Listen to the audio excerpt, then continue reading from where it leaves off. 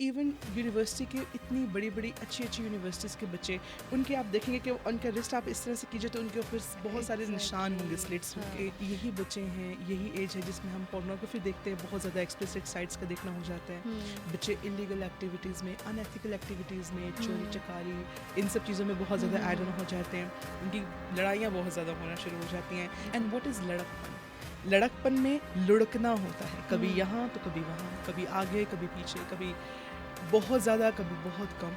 हर चीज़ की इंस्टेबिलिटी आपको ज़्यादा देखने को मिलेगी बिकॉज इसमें हार्मोन्स बहुत ज़्यादा एक्ट आउट कर रहे होते हैं। अस्सलाम वालेकुम नाजरीन, मैं हूँ आपकी होस्ट हया। उम्मीद करती हूँ आप सब खैरियत से होंगे। उर्दू प्लस की जानिब से आज के पॉडकास्ट में आप सबका खुशामदीद। आज हमारे साथ एक बार फिर से मौजूद हैं consultant clinical psychologist miss Ayesha Mahmood. आज हम उनसे बहुत ही इंटरेस्टिंग टॉपिक पे बात करने वाले हैं जिसकी हमारी सोसाइटी को बहुत ज़्यादा ज़रूरत है। तो चलिए अपने टॉपिक की तरफ चलते हैं। अस्सलाम वालेकुम मैम। वालेकुम अस्सलाम बेटे, कैसे हैं आप? मैं ठीक, अल्लाह का शुक्र। आप कैसी हैं? अल्हम्दुलिल्लाह मैं बिल्कुल ठीक हूँ। मैम, आज का जो हमारा टॉपिक ऑफ डिस्कशन होगा वो होगा पेरेंटिंग एंड टीनेज, क्योंकि मुझे इस तरह लग रहा है कि इसकी बहुत ज़रूरत है हमारी सोसाइटी में। It definitely is. तो आप हमें ये बताएं कि टीनेज के प्रेवलेंट इश्यूज़ क्या क्या हैं और उनको हम कैसे देख सकते हैं, कि उनको रूल आउट कैसे कर सकते हैं, उनके साथ डील कैसे कर सकते हैं। हया, फर्स्ट ऑफ ऑल माशाल्लाह आप लोगों ने बहुत अच्छा टॉपिक चूज़ किया है। एंड आपकी बात बिल्कुल ठीक है कि I think one of the most interesting and one of the most complex issues right now is teenagers and parenting the teenagers. So I would actually add a little bit into it कि because बेटे मुझे ऐसा लगता है कि teenagers ही सिर्फ उस problem से सफ़र नहीं कर रहे जो हमें एडोलेसेंट्स में भी नज़र आती है। माने कि आपके पास टीनेज शुरू होती है 13 ईयर्स से, लेकिन 15 साल की उम्र से जो कि टीनेज में आती है, 25 साल तक जो कि हमारे पास मिडिल एडोलेसेंट है या अर्ली एडोलेसेंट्स में ही आते हैं, दिस होल 10 ईयर्स का एक जो हमारे पास जनरेशन का पूल है, they are certainly going through certain problems और उन problems को हम लोग teenage प्रॉब्लम्स या टीन एजर्स के जो इश्यूज़ हैं उनके तौर पे जानते हैं।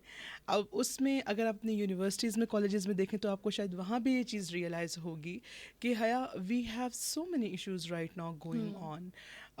बच्चों को उनकी स्टडीज़ के लिहाज से इतने इश्यूज़ आते हैं इसी एज के ग्रुप के अंदर जिनकी हमने बात की। अच्छा, इसके अलावा उनकी पेरेंट्स के साथ उनके जो प्रॉब्लम्स हैं वो काफ़ी हद तक ज़्यादा होते हैं। तो यहाँ पे पेरेंट्स अलग से सफ़र कर रहे हैं, बच्चे अलग से, और दोनों एक दूसरे को सफ़र करवा भी रहे हैं। हाँ, एग्जैक्टली। हम ये भी देख रहे होते कोई हैं, सोल्यूशन नहीं निकल रहा और कंटिन्यूसली ये चीज़ें चलती जा रही हैं। और स्टडीज़, इमोशंस, पेरेंटिंग के अलावा आप देखिए कि उनके फिर यही चीज़ें उनके रिलेशनशिप्स को बहुत ज़्यादा अफेक्ट करती हैं। Exactly. They are getting into multiple relationships, they are getting into emotional breakups. अच्छा, उस emotional breakup का अगर आपको याद हो, हमने एक दफ़ा ट्रॉमा पे बात की थी, तो इमोशनली भी आपका ब्रेकअप होना आपका कभी कभार ट्रॉमा बन जाता है। That is going to further lead into some psychological issues. और सबसे ज़्यादा मुझे ऐसा लगता है कि हया, हमारे पास जो प्रॉब्लम आ रही है वो टीनेज में और एडल्ट जो हमारे पास एडोलेसेंट्स हैं, अर्ली एडल्टहुड है, उसमें बॉर्डर लाइन इशू का इशू है। अब बॉर्डरलाइन इश्यूज़ या बॉर्डरलाइन पर्सनालिटी डिसऑर्डर क्या है? हाईली अटेंशन सीकिंग बिहेवियर, और उसमें जब अटेंशन नहीं मिलती तो वो बच्चा इतना हर्ट होता है कि उसको एग्जैक्टली और वो जो डिप्रिवेशन है ना, वो उसको फोर्स करती है, पुश करती है इनटू सर्टेन बिहेवियर्स जो अटेंशन सीकिंग है। अब उससे सारे अटेंशन सीकर करके बार बार इधर उधर पुश तो कर रहे होते हैं। कोई समझ सकता है कि वो बच्चा किस चीज़ से गुजरा है और वो क्यों कर रहा है ये सब कुछ। एग्जैक्टली। सो अच्छा, उसके अलावा इंस्टेबिलिटी इन इमोशंस, या बिल्कुल they are on the top of the hill, they are very confident, they are very enthusiastic, and on the other days they are literally on the bottom of the sea and they feel so underconfident. They feel bad about their bodies, they feel bad about their beauty aspects and all that stuff. अच्छा, इसके अलावा एक चीज़ होती है highly aggressive होना, risky behaviours में पड़ जाना। आप देखें कि यही बच्चे हैं, यही एज है जिसमें हम पोर्नोग्राफी देखते हैं, बहुत ज़्यादा एक्सप्लिसिट साइट्स का देखना हो जाता है। बच्चे इलीगल एक्टिविटीज़ में, अनएथिकल एक्टिविटीज़ में, चोरी चकारी, इन सब चीज़ों में बहुत ज़्यादा ऐड ऑन हो जाते हैं। उनकी लड़ाइयाँ बहुत ज़्यादा होना शुरू हो जाती हैं, जिनको पेरेंट्स से कहते हैं कि बच्चा नाफरमान हो गया, बात नहीं सुन रहा। अच्छा, इन सब चीज़ों में जब वो बिल्कुल अपने आप को हेल्पलेस फील करते हैं, तो आपने आजकल बेटे शायद देखा भी हो कि आप मॉल्स में चली जाएँ, वेटर्सेस जो बच्चे होते हैं, you know they are sales person, और इवन यूनिवर्सिटी के इतनी बड़ी बड़ी अच्छी अच्छी यूनिवर्सिटीज़ के बच्चे, उनके आप देखेंगे कि उनका रिस्ट आप इस तरह से कीजिए तो उनके ऊपर बहुत सारे निशान होंगे, स्लिट्स होंगे. What is that? That is something in a form of misery and aggression together mixed, जिसमें वो वर्ल्ड को एजुकेट करना चाह रहे होते हैं कि we are about to kill ourself. Exactly. And what is that coming from, or where is that coming from? That is coming from the deprivation, the lack of emotional support that is coming from the trauma that is unhealed. It's coming from the lack of that parental appreciation and acknowledgement, जिसको हासिल करने के लिए फिर उनके तरह तरह के तरीके निकल आते हैं. इसके मैं ये नहीं कहूँगी कि जो सारे मसले बताने का मतलब है कि ओह टीनेजर्स और जो अर्ली एडोलेसेंट्स वो बड़े गंदे लोग हैं. नहीं, we all go through that phase. हम सब के ऊपर ये एक फेज़ आता है जिसमें हमें समझ भी नहीं आ रही होती कि हम क्या कर रहे हैं. एंड वो जिस तरह से होता है ना, एक बागी सा, एक बड़ा रिबेलियस सा एक फेज़ होता है, दौर होता है. अब पता है कुरान में टीनेज को लड़कपन के नाम से कहा गया है. एंड व्हाट इज़ लड़कपन?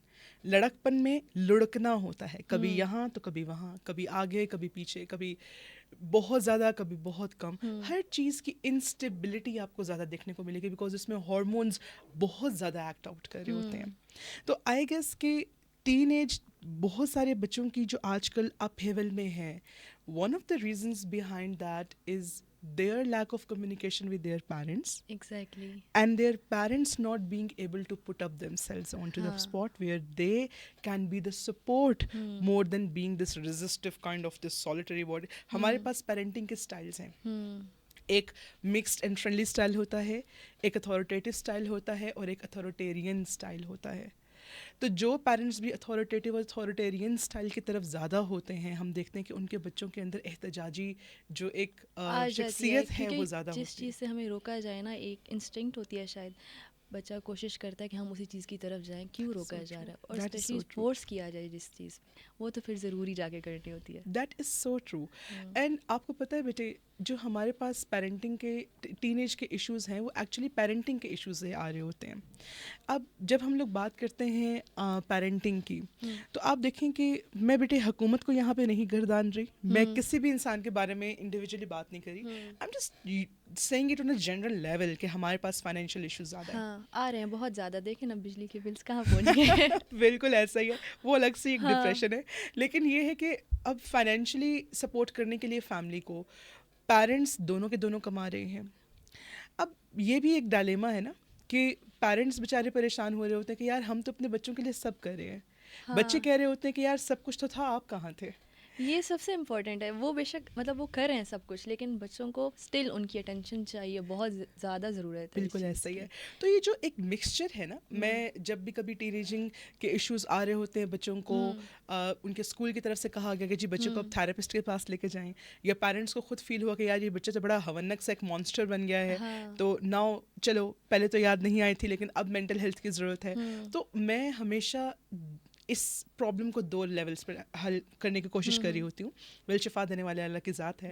मेरी कोशिश यही होती है कि जो पेरेंट्स हैं वो अपने लेवल पे कुछ चीज़ों को ठीक करें, और जो बच्चे हैं वो अपने लेवल पे कुछ इंसाइट डेवलप करें, अपने लेवल पे चीज़ों को ठीक करें. Because not all of the war can be one from one side. दोनों की एफर्ट्स की इक्वली ज़रूरत है होती है. तो अब अगर पेरेंट्स अपनी जो बच्चों के साथ एसोसिएशन है उसके ऊपर थोड़ा सा गौर करें, ये देखते हुए कि जो उनकी लाइफ में उनको अपनी जनरेशन और पेरेंट्स से ट्रॉमास मिले हैं वो आगे ना ट्रांसफ़र करें. एग्जैक्टली. सो उसमें क्या है कि मैंने पानी का ग्लास भर के आपके ग्लास में डाला और आपने आगे उसको और उंडेल दिया और उसने आगे किसी और को उंडेल दिया. ये जो इंटरजेनरेशनल ट्रॉमा है ना, इसको रोकने की ज़रूरत है. अगर आपकी शादी एक ऐसे बंदे के साथ हो गई है अरेंज मैरिज के तौर पे जिसको आप नहीं जानते थे, तो इट्स टोटली फाइन. एटलीस्ट वो मैरिटल कंपैटिबिलिटी ना होने के बाद भी आप लोग ट्राई कर रहे हो कि आप एग्जैक्टली आप अपने ट्रॉमास को हील करें, अपने साइकोलॉजिकल इश्यूज जो कि हम सबको होते हैं. जिस तरह जब तक आपकी नाक है आपको फ्लू हो सकता है, जब तक आपका माइंड है आपको मेंटल इश्यूज आ सकते हैं, और वो आपको पागल तो बिल्कुल भी नहीं बनाते. Let me just break this thing here with Urdu plus की मदद एंड योर कॉर्पोरेशन की बेटे mental health is as much necessary as is physical. और इन इश्यूज़ पे बात करनी चाहिए. बिल्कुल बात करनी करेंगे चाहिए। तो लोगों को अवेयरनेस होगी ना। That's true. हाँ एंड थेरेपिस्ट के पास पागल कभी भी नहीं जाता। हाँ पागल की जो डेफिनेशन है ना, वो इंटेंस किस्म के इश्यूज, जो आप लोग जिन्हें पागल मतलब आप हाँ आम आवाम कह रही होती है, तो जब इन इश्यूज बहुत ही इंटेंस होते हैं, यहाँ तक कि वो ना मैनेज ना किए समझ जा हाँ सकें, उनकी वजह से लोग खुद हर्ट हों, दूसरों को हाँ हर्ट करें, वो स्टेज 4 होती है किसी भी साइकोलॉजिकल डिसऑर्डर की।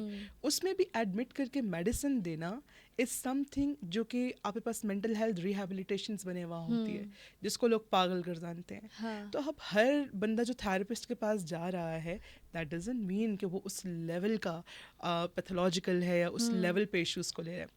बट एनीवे, कहने का मतलब ये है कि we need to you know have the redefinition. We need to हाँ accentuate this concept of going and getting help instead of suffering and making other people suffer. Exactly So I always say them the parents to resolve their own issues, because बाज़ दफ़ा ना चाहते हुए भी आप अपने issues को channelize कर रहे होते हो. हाँ और वो इश्यूज ऐड ऑन होते रहते हैं इसी तरह Yes, आगे। that's true.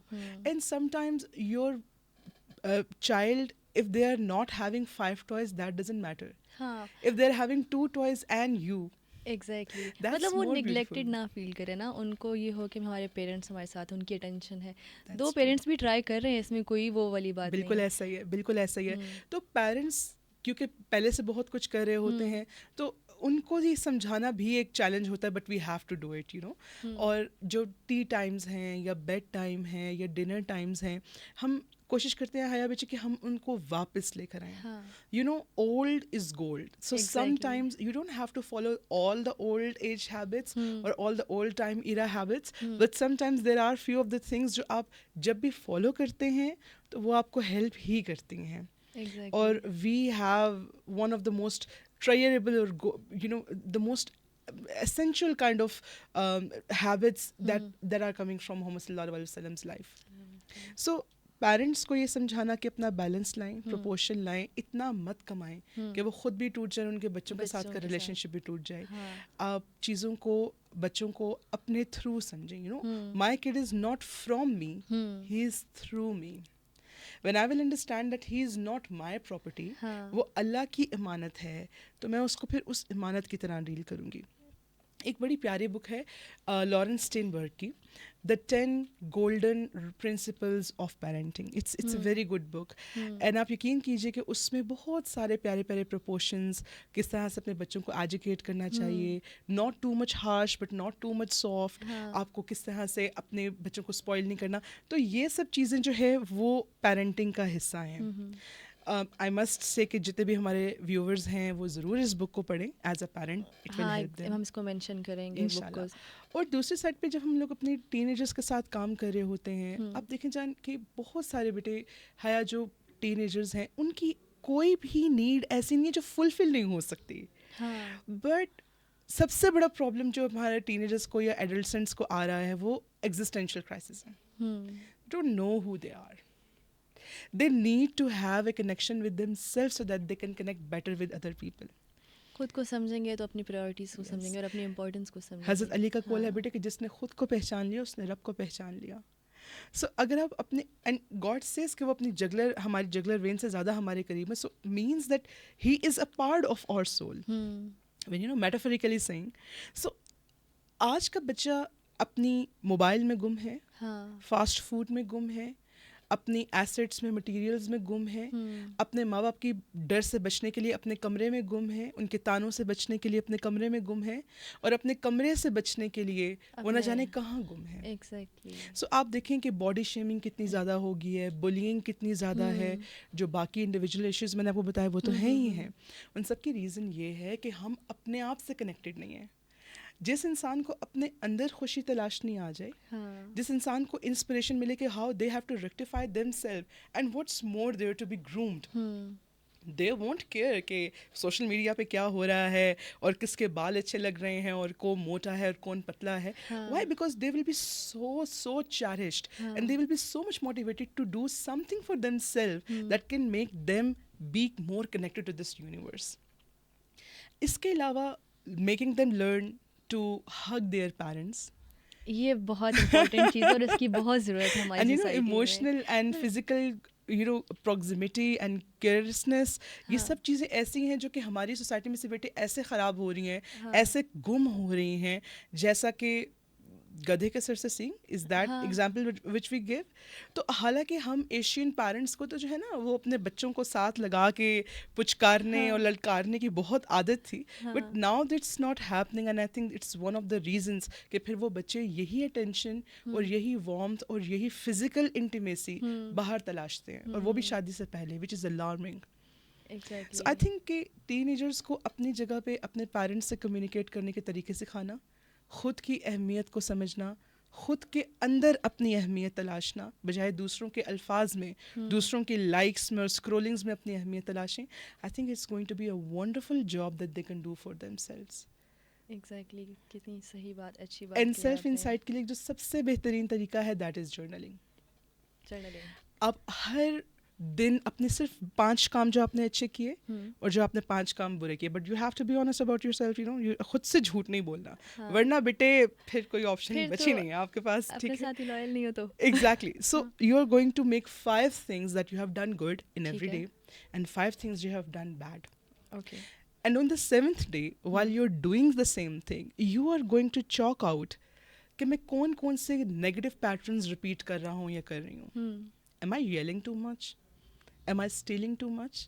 Am I being on social media too much, which is actually the biggest एक हमारा podcast है जिसमें हमने इसके बारे में बात की भी थी. एग्जैक्टली। सो आप अपने पैटर्न्स को फाइंड आउट करते हैं जो आप ही को डैमेज कर रहे हैं, एंड कुछ पैटर्न्स आप अपने जो अच्छे आपने काम किए हैं कि वो चीज़ें आपकी बहुत ज़बरदस्त हैं, तो उस पर एक तो आप अपने आप को शाबाशी देते हैं कि वाह हमसे भी कोई अच्छा काम हो सकता है, हाँ। आपका एक्चुअल कॉन्फिडेंस और डोपामिन बूस्ट होता बूस्ट है, हो जाए। You feel satisfied. एंड दूसरी जो चीज़ अच्छी होती है वो ये है कि you get to know what are your potentials.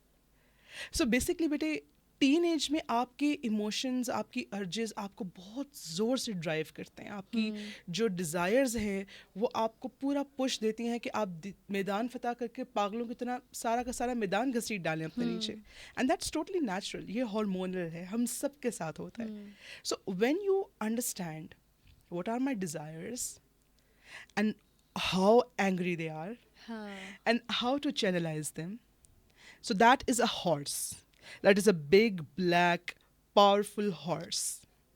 And when you understand कि वो horse कैसा है, you know, जब एक जोकी है जो घुड़सवार है वो ये समझ जाता है कि मेरा घोड़ा है कैसा, और इसको मैंने कैसे राइड करना। इसको मैंने कैसे राइड करना है, तो हाँ। that's good.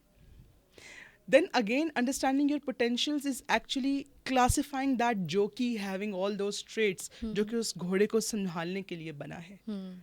And when you know how to deal that horse and ride it and become one of the best jockeys, it's by understanding your potentials and acting on them and pursuing them. So I think teenage is one of the most amazing, in fact adolescent जो नौजवान हमारी नस्ल है, it is the asset and gold. But parents giving them a space and mixing up the emotions and you know खिलाओ सोने का नवाला but देखो शेर की आंख से, हाँ। तो वो वाली approach and the person themselves being so much insidious of what they have to do is something कि जो इस पेरेंटिंग के इश्यूज को बहुत बेहतरीन तरीके से डील कर सकता है. Thank you so much ma'am. आज हमने बेसिकली बात की पेरेंटिंग और उनके इश्यूज़ के हवाले से, टीनेजर्स के साथ जो होते हैं, एंड उनके आपने हमें इतने अच्छे सॉल्यूशंस दिए। उम्मीद है सब लोगों को बहुत फ़ायदा हुआ होगा। बहुत इंशाल्लाह। शुक्रिया ma'am. Thank you so much, Bete. Thank I you. also equally enjoyed. Thank you to you. Thank you to Urdu Plus for inviting me here. And I really wish कि इंशाल्लाह ये सबको हेल्प करे. ज़रूर इंशाल्लाह। Thank you so much ma'am. Thank you. तो ये था हमारा आज का पॉडकास्ट मैम आयशा के साथ। उम्मीद है आप लोगों को बहुत फ़ायदा हुआ होगा। इसमें हमने डिस्कस किया है टीनेजर्स के मेजर इश्यूज़, और बेसिकली आप लोगों ने ये जानना है कि आपका अपना क्या पोटेंशियल है। अपने पोटेंशियल को आपने जानना है, आपके बहुत सारे मसले हल हो जाएंगे। बहुत शुक्रिया आपका।